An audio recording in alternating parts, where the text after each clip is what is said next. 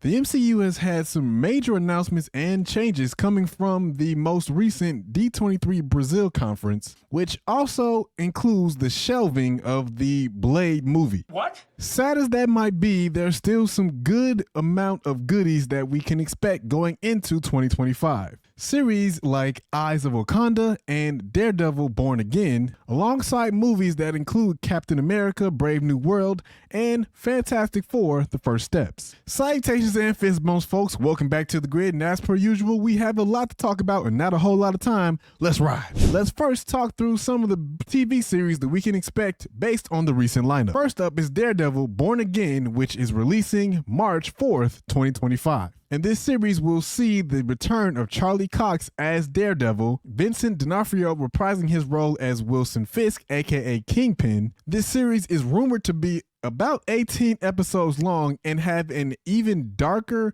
more mature tone than the previous Daredevil iteration. But it's unclear how much of this series is going to be directly tied or interwoven into the series from the Netflix era, but it will be MCU canon. So more than likely, it's going to be set in Earth 616. Next up is Ironheart, which is releasing on June 24th, 2025. And this series will follow Riri Williams, who we last saw in Black Panther Wakanda Forever. Now, for me, this may be an origin story or a telling of her origin story as to how and why she became the incredible engineer that she is, making a completely new suit of armor that we haven't seen since Tony Stark's Iron Man, which, by the way, she was inspired by because she went to MIT, and that's the same alma mater as Tony Stark, which she possibly ran into him or saw him during one of his presentations at MIT for the Stark Expo. And though we will see her in the upcoming What If series in season 3, that's an animated version and is also set in a different timeline. So I'll be interested to see what shapes her worldview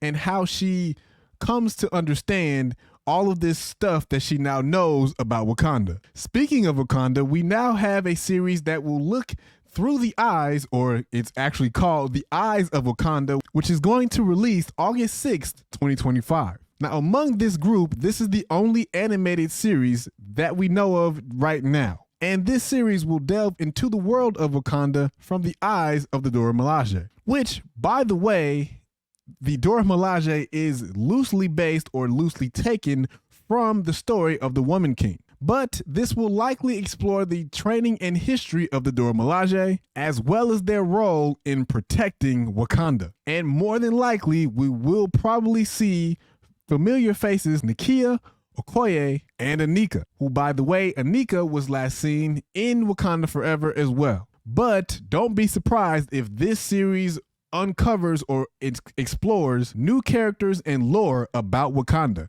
that we haven't actually seen on screen before. Then around the fall in October, obviously, we have Marvel Zombies, which is releasing in October 2025. This series will more than likely pick up from where we left off inside of What If, I believe that was season 2, that will most likely explore a world where a zombie virus infects the entirety of the earth, specifically coming from the supers, aka the Avengers. And as we could probably expect, this is more than likely going to be a violent and dark telling of this story.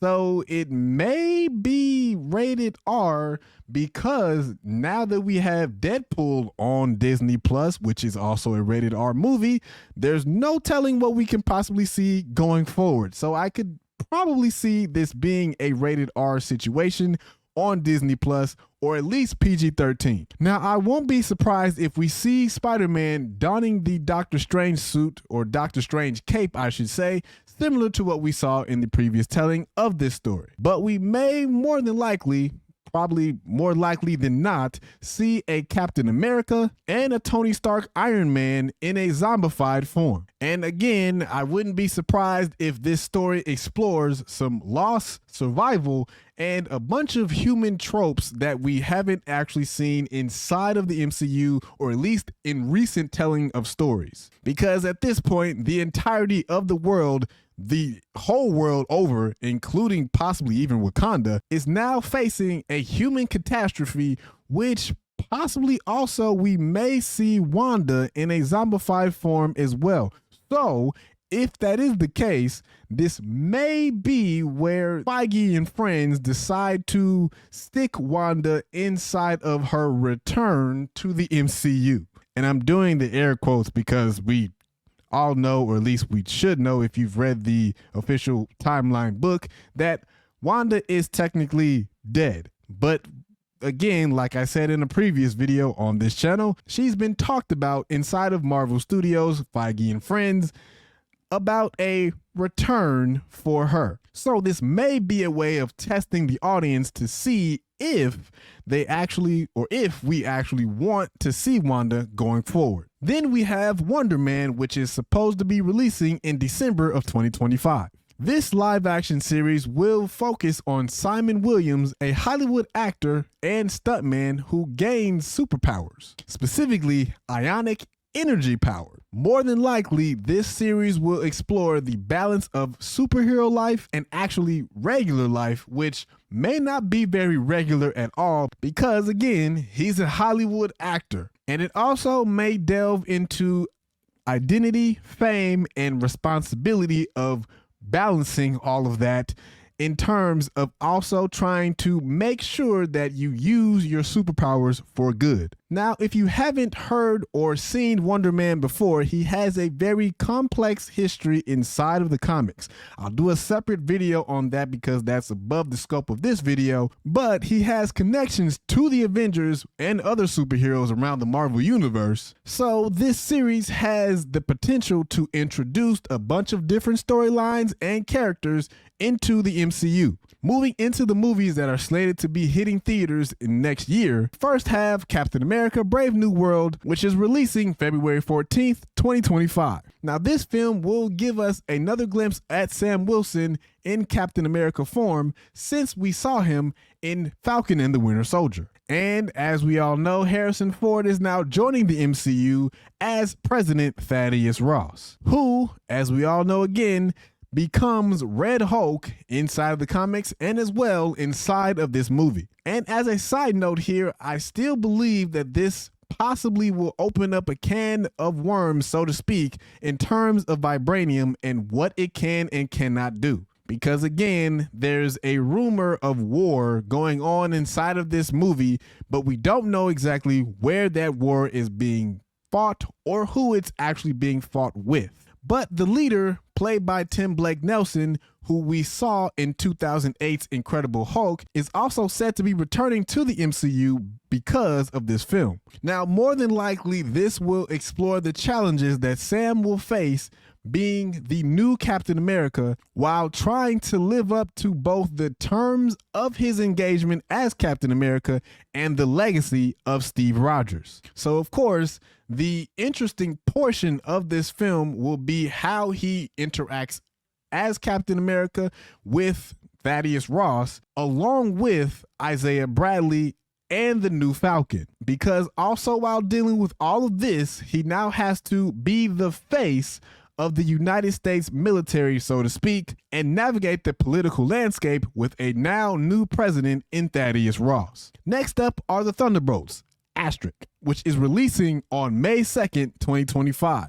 Now, as we've talked about on this channel recently, this will bring about a team of anti-heroes similar to the Suicide Squad. It feels like they may be poisoned by Val because that's how she's going to trick them into working for her and with each other. This is also more than likely going to give us our first sighting of Sentry because of Bob, which include Bucky, Yelena Belova, Red Guardian, Ghost, and Taskmaster. And again, Bob, who are all brought together because of Valentina Allegra de Fontaine. That name is just so much fun to say. Anyway, the film will more than likely follow or explore the dynamics of the team as they try and work together. And oh, this also brings in US Agent as well. But as I talked about in a previous video, I believe that this is more so going to follow Yelena because it seems like she may be the de facto leader